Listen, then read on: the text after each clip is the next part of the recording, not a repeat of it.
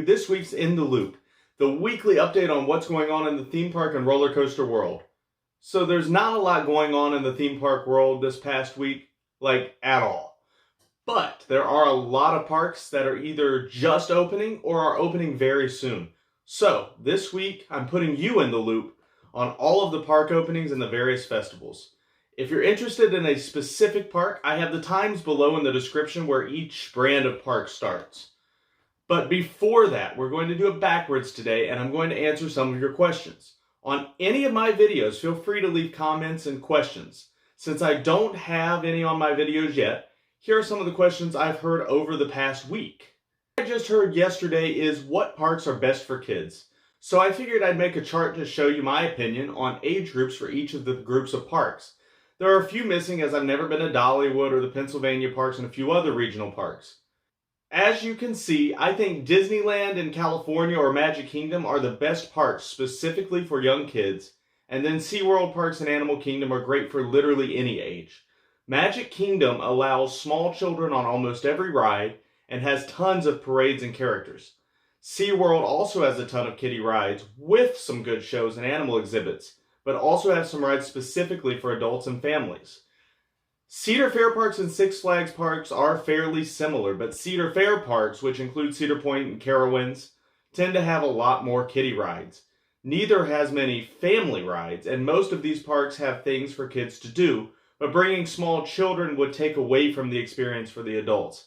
These parks definitely are not for the elderly either, as there is virtually nothing to do except ride rides. No good food, no good shows, with a couple exceptions. Universal Studios is similar, but there are things that older non-thrill seekers can do, including family-friendly shows, good themed restaurants, bars, and dark rides. Although Hollywood Studios and California Adventure have a couple kid-friendly things, they're clearly focused more on thrill rides than catering to the kids, even though they're Disney. Finally, there's Epcot, the one theme park that kids generally have no interest in.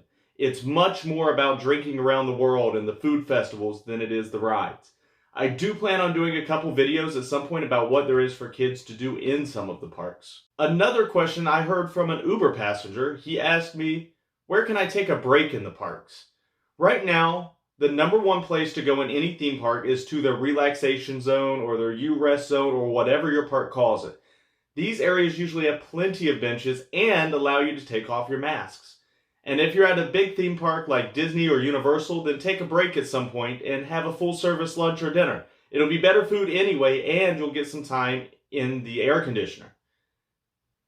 A question that I had before moving to Orlando myself was, do any of the parks have happy hours? And for the most part, the answer is no. I don't know of any in-park happy hours at any theme park nationwide. However, Disney Springs in Orlando, which has free transportation to and from the Disney parks and Disney hotels, Disney Springs has several restaurants with happy hour deals, which I will be showing you in a full video this coming Friday. So make sure to join me for that. Hit the subscribe button below and hit the bell, and you'll be notified when that video comes out. With all that said, now I'm going to put you in the loop on a lot of regional parks and their opening dates, as well as festivals at the parks nationwide, except for Florida and California, because I went over a lot of that last week, and those parks have been opened. The Florida parks have been open. California parks, I went over everything in detail on last week's In the Loop, so check that out if you're interested in the California parks. As I was saying, I know that some of you are just interested in some of the parks and not all of them, so feel free to skip to the section with your home park on it. I'm going to list all the times below on where you can skip to. And then after the part you want to see, go ahead and skip to the end and see the rest of the video. So, Knott's Berry Farm did officially say that they were opening on May 21st. So it's very soon, coming up next month. Not as soon as most of the California parks. They do have some pass holder preview dates, though, a lot of them. So only if you have a season pass you can get in May 6th to May 20th. From what I understand, you can still buy a season pass, but I'm imagining those dates are going to sell out really fast because it is in California. They are going to have those, you have to have reservations. So they are doing the Taste of Boysenberry Festival until they open through May 3rd, which is the opposite of what the other parks are doing, which is festivals while they're open. So I'm going to start with Cedar Fair, and these are more of the regional parks. Again, that way all of you know when your home park is going to open. I did skip some of the smaller parks just because it does take a lot of time to go through and figure all these out. So I'm starting with Carowinds in Charlotte. It is opening daily starting June 11th. It's one of the latest parks with daily operations, but it will be open weekend starting May 22nd through June 6th. And it will be open Memorial Day weekend, that Monday, but they're not opening daily immediately after that. Most of the rest of the opening days you're going to see are pretty similar, except for a couple. Cedar Point is opening May 28th for daily operations, but they'll be open Fridays through Sundays starting May 14th. They're also doing their Frontier Festival, and that's from May 14th through June 13th on their open days. And they are running a special right now. If you stay on site for 2 or more days and you book through them, you actually get a free park ticket and 12 free items from the Frontier Festival, which is what I plan to do when I go next month. Kings Island, right down the road in Mason, Ohio, between Cincinnati and Dayton, is opening daily operations starting May 28th, but they'll be open weekends from May 15th. And they also have some pass holder preview dates. That's May 8th and May 9th. So only if you have a season pass can you go on those dates. Kings Dominion's another one that's waiting a while. They are opening on select dates, May 22nd to June 13th. It's basically weekends plus. There's a few extra days thrown in there, but it's mostly weekends. And then they start their daily operations June 18th. While they are open, they are going to have their Grand Carnival in July. So they've already announced that. Most of the Cedar Fair parks have this celebration, but they have not announced the exact dates. Kings Dominion on their website does post these exact dates. Worlds of Fun over in Kansas City is going to be open weekends starting May 22nd, and they'll start their daily operations June 11th. Now on to the Six Flags parks.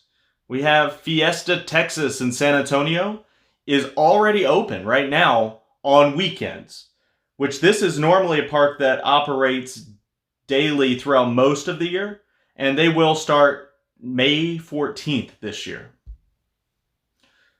Six Flags over Texas up in Arlington is open weekends starting April 23rd next week, and they're opening on daily operations starting May 14th. For Six Flags Great Adventure and Safari in New Jersey, they're going to open weekends starting April 23rd, and they'll have daily operations starting May 28th. Now this one, normally the Safari is part of your ticket, and it still is, but right now you have to drive through the Safari yourself. It's not a guided tour to help with the COVID regulations in the state. So, from what I understand, your ticket does still include both parts, and your season pass definitely includes both parts.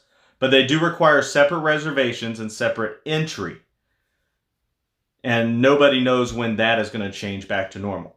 Six Flags Great America, Gurnee, Illinois, one of my favorite Six Flags parks, opens on weekends starting April 24th. Probably will still be cold up there. And they will go to daily operations May 26th. Six Flags St. Louis, one of my least favorite parks in the chain. They are also opening April 23rd weekends, and they're opening daily starting May 27th. Like I said, most of these opening days are on Labor Day weekend. Some on Wednesday, some on Thursday, some on Friday. Six Flags Over Georgia will open weekends next week, April 23rd, and open daily on the 27th of May. Now we go to Seaworld. They only have one park outside of the 2 states I didn't include, and that's San Antonio. They are already open, and they will be, I put April 23rd. It's really May 23rd that the weekends go through, or the select dates. It's pretty much Thursday through Sunday there. And they will have daily operations starting May 27th. And they are having their Seven Seas Food Festival on Fridays, Saturdays, and Sundays, now through the end of May. And that is a great festival. I've been to it there and I've been to it in Orlando. They have some really excellent food, cocktails, wine, definitely worth the price.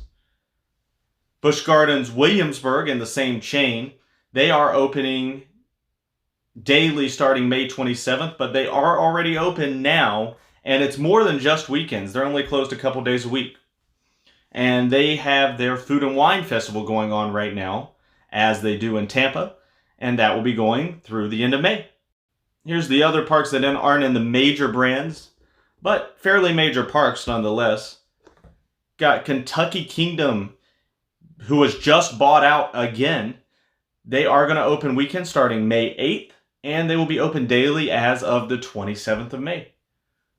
Holiday World, very similar, except they're opening daily 1 day later, missing out on a day of the long weekend. And Indiana Beach, opening 1 day later daily, 5/29, and they will be operating on weekends starting in May. So they have a later start in general. That's another park that was recently bought out, so it'll be interesting to see what happens in the future there. Dollywood is already open, and they're going to be open select dates through May 26th, and then they will be open daily Labor Day weekend and on. Silver Dollar City, pretty much the same. They're open now, and there'll be daily operations starting on the 28th. Hersheypark, exactly the same. So Dollywood, Hersheypark, and Silver Dollar City all open for business right now. Now that you're in the loop, be sure to like and subscribe and comment with any questions you want answered or some video suggestions. Later this week, Wednesday will be part 2 of my top 50 plus coasters, and Friday will be a Foodie Friday at Disney Springs. Thanks for watching Corbin's Coasters and More.